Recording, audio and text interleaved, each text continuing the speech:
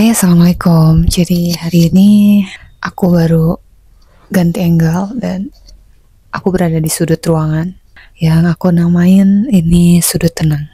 Jadi memang ini bisa aku pakai buat aku bengong, aku baca, buat aku ngobrol kayak gini. Dan sekarang ayo kita ngobrol di sudut tenang. Kali ini kita ngobrolin tentang cari ketenangan dalam hidup. Ngerasa nggak kalau kita itu pada akhirnya di dalam hidup itu yang mencari ketenangan, entah orang miskin, orang kaya, orang sibuk, orang gabut, dan banyak lagi. Yang kita cari pada akhirnya cuman ketenangan. Sebagai manusia, kecenderungan kita itu adalah mencari sesuatu. Dan apa aja biasanya yang kita cari, ini aku dapetin dari materi life coach. Yang pertama yang biasanya kita cari itu adalah kesenangan. Pada hakikatnya kesenangan itu nikmat yang durasinya pendek.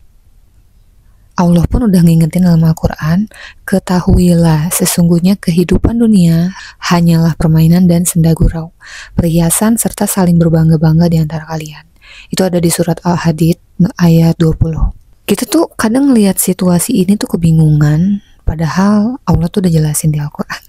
Analogi kesenangan di dunia itu ibarat kita punya barang baru. Misal kita punya iPhone 16, dipegangin, terus dipegang, terus disimpan apik-apik. Mungkin kadang disombongin ke teman, naruh handphonenya dibalikin gitu kan. Tapi perasaan itu bertahannya tuh berapa lama? Paling cuma 3-6 bulan. Habis itu biasa lagi. Ya udah, tidur handphone geletak di mana aja. Ya udah gitu.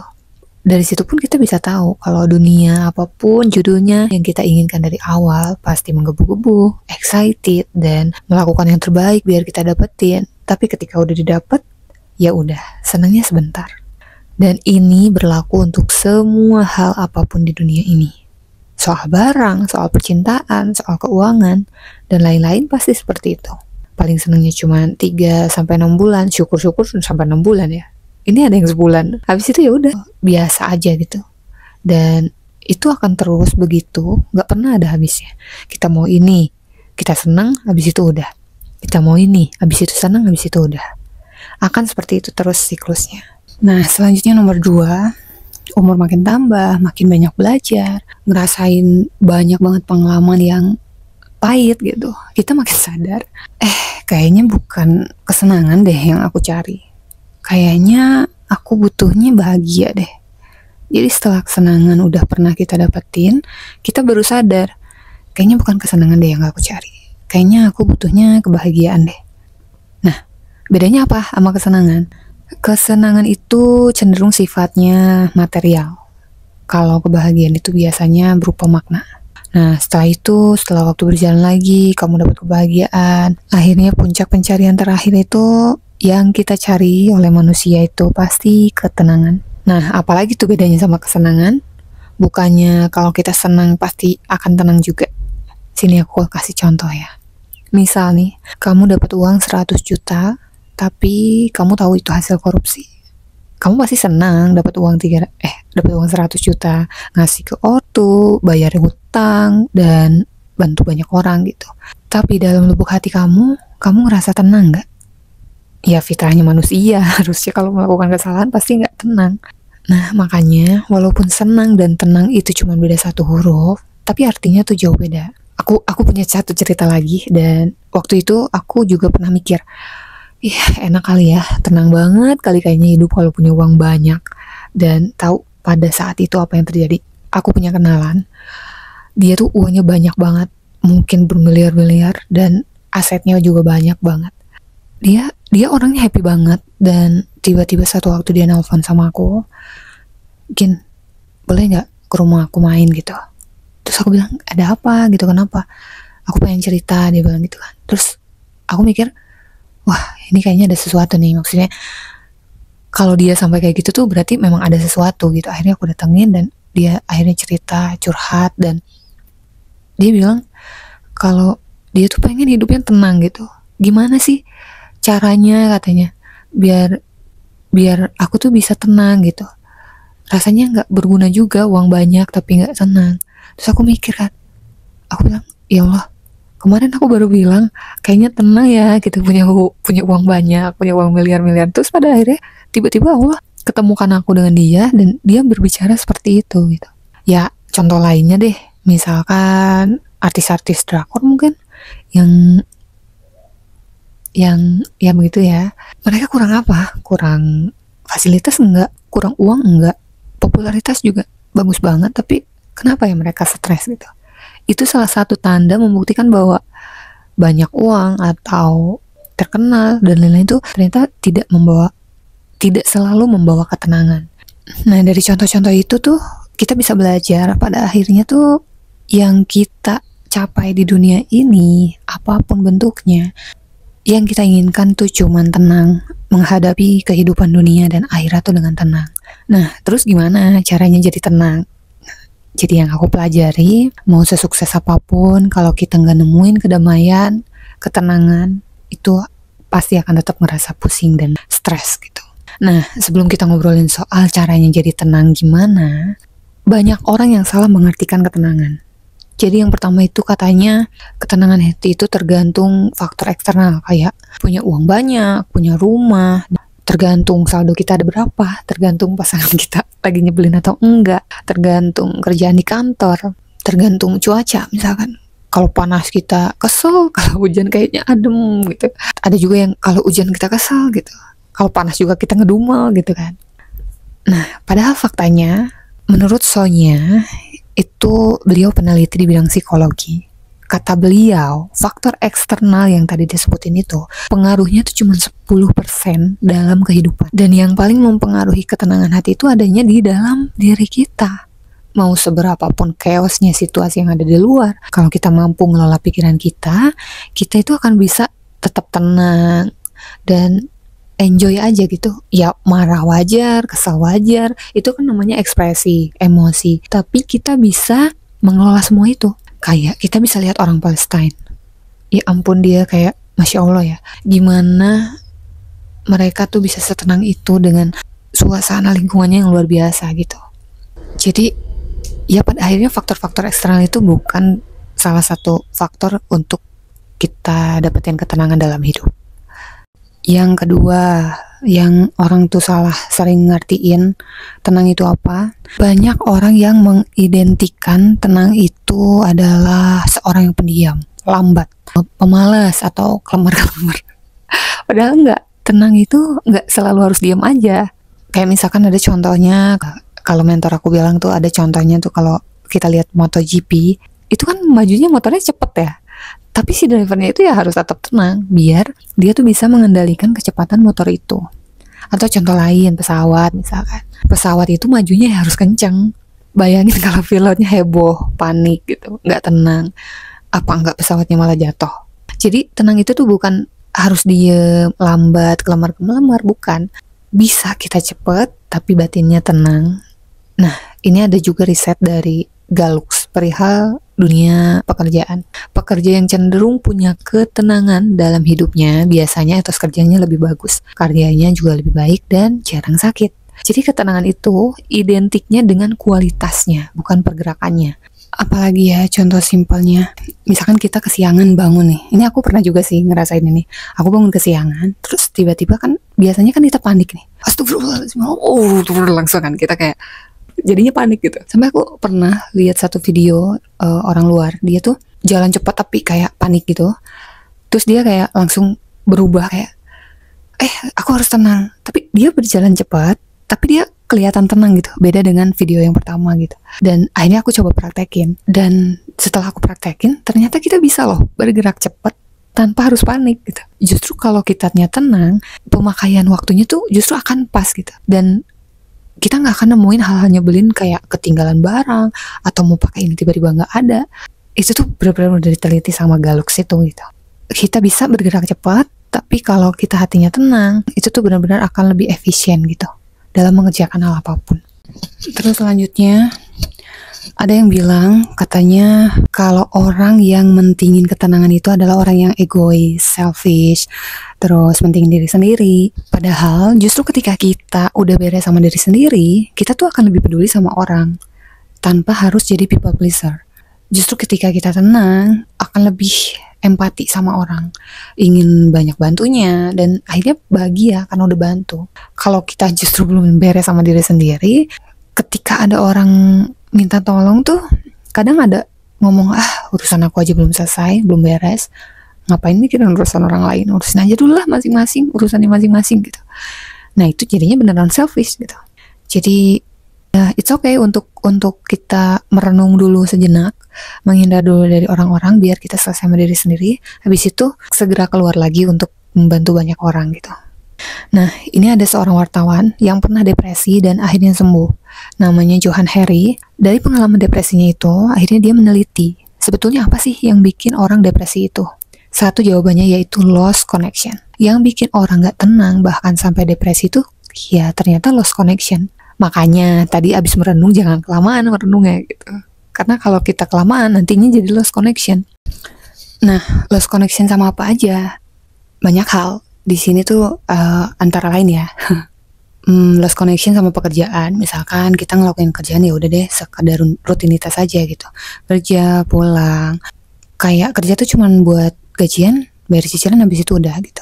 Jadi kita nggak nemuin makna kerja itu gitu. Jadi ya udah gitu, sekadar kerja aja gitu. Terus yang kedua, nggak betul-betul punya teman dekat. Zaman sekarang memang di sosmed tuh teman kita banyak ya, bahkan mungkin ribuan. Tapi di dunia nyata kita malah nggak punya teman-teman dekat. Kalau dulu itu kita masih sering terkoneksi langsung sama orang lain, kita punya sahabat buat jadi teman curhat. Kadang juga temen yang tempat ngutang, saling ngutang gitu kan. Tapi makin kesini fakta juga makin banyak yang membuktikan kalau orang kesepian tuh lebih banyak gitu. Padahal berada di keramaian.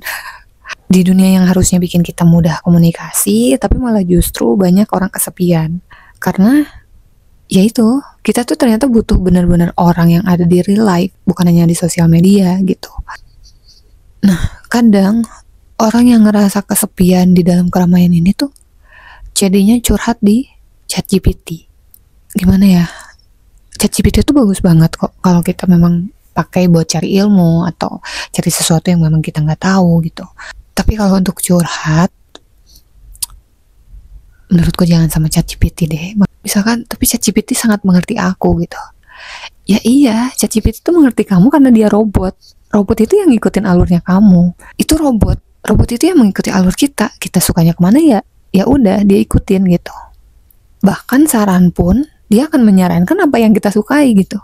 Makanya kita harus tetap berkomunikasi sama manusia. Salah satu penyebab kenapa kita nggak mau, kenapa mungkin ada yang nggak suka curhat sama orang, karena mungkin ketika curhat sama orang itu tuh akan terjadi perdebatan. Padahal itu satu hal yang wajar banget. Ketika kita ngobrol sama orang ada perdebatan itu wajar, karena memang sesama manusia yang mempunyai dua pendapat. Nah, terus gimana caranya biar kita nggak merasa itu menjadi satu tekanan buat kita ya? Kitanya harus bisa ngelola pikiran kita ketika kita dikasih nasihat. Bukan malah kita ngerasa tersinggung sama nasihat itu. Kita harus mikirin, nasihat ini bagus gak ya buat kita gitu. Kalau bagus, kenapa gak diikutin gitu. Jadi please stop curhat kebanyakan sama ChatGPT. Coba kamu cari orang yang bisa kamu curhatin gitu. Karena pada akhirnya tuh kita akan tetap berhubungan sama manusia, bukan sama robot itu. Terus selanjutnya, kurang piknik. Jadi kurang piknik itu menjadi salah satu penyebab stres. Jadi kalau kita cuma diem diri di kosan, di kantor, depan laptop, di rumah, karena nggak punya uang misalkan, kita justru malah lebih tertekan gitu. Padahal keluar sebentar untuk ngelihat pemandangan yang hijau-hijau aja tuh udah bisa lumayan menyegarkan pikiran. Bahkan dalam Al-Quran pun Allah memerintahkan kita untuk melakukan perjalanan atau rihlah. Kalau kita berpergian dengan niat menghidupkan ayat-ayat Allah, pengeluaran yang kita keluarin tuh bisa bernilai fisabilillah. Kayak umroh misalkan itu udah jelas ya, pasti ibadah gitu. Kayak pergi-pergi ke luar negeri itu juga bisa jadi pahala kalau kita memang niatkan untuk mendekatkan diri kepada Allah. Jadi insya Allah uang yang kita keluarkan buat jalan-jalan tuh ya insya Allah bakal jadinya pahala gitu. Saat kita traveling di bumi Allah ini, kita tuh justru banyak dapetin manfaat gitu. Apa manfaatnya? Balik lagi, kita bisa jadinya belajar banyak karakter orang-orang di luar, jadi lebih bijak dalam menyikapi perbedaan. Jadi kita bisa ngelihat gimana kebiasaan di Mesir, di Arab, di Turki misalkan. Jadi berbeda satu sama lain.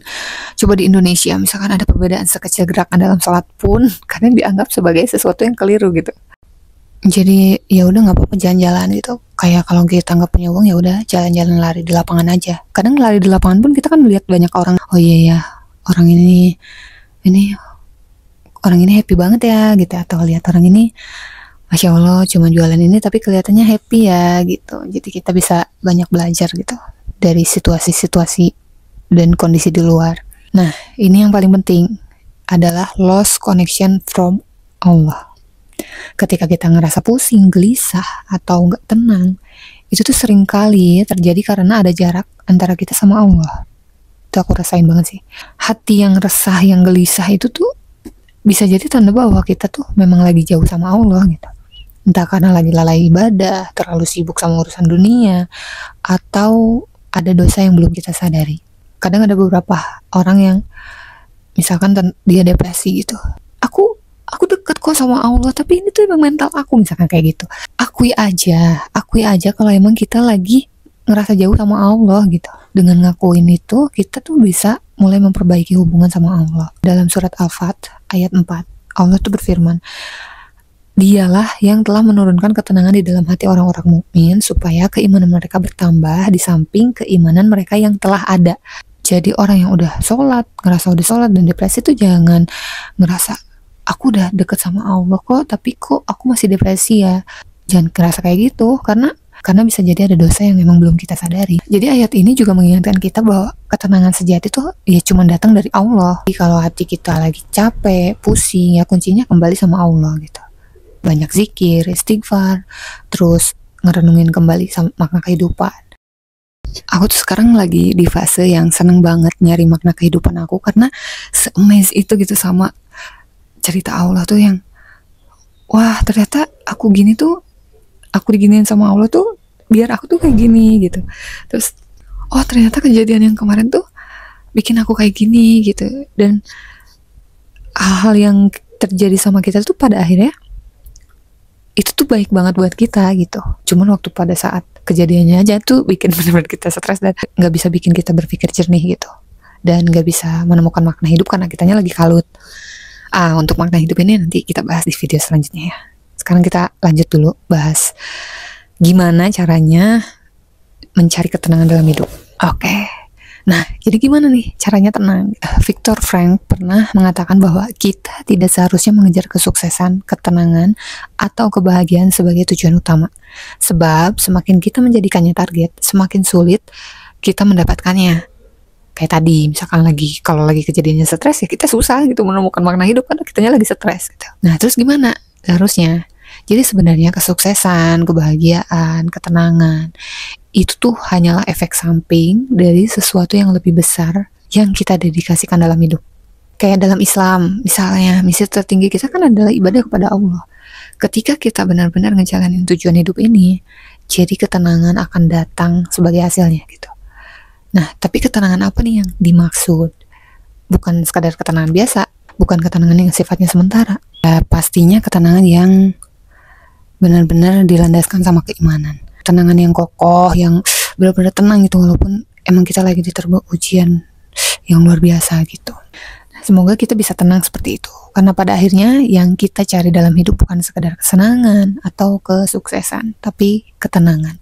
Dan ketenangan yang benar-benar tenang itu nggak bisa ditemukan, ternyata nggak bisa ditemukan dalam harta, jabatan, atau validasi.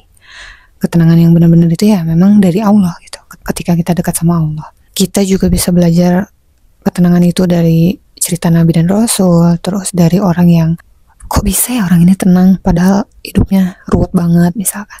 Bisa juga belajar sama orang yang memang nggak menjadikan dunianya itu sebagai tujuan gitu, benar-benar yang akhirat gitu.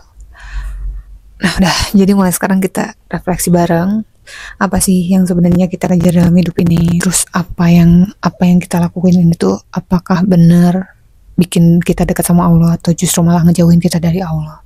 Pada dasarnya kita semua akan belajar bersama dan ngobrol bareng di sini. Jadi kalau kamu ngerasa pembahasan ini bermanfaat, jangan lupa subscribe, like, and share. Mudah-mudahan lebih banyak orang yang bisa nemuin ketenangan bareng dalam hidup kita. Kita ngobrol lagi di Sudut Tenang. Sampai jumpa di video berikutnya. Barakallahu fiik. Ini dia Sudut Tenangku.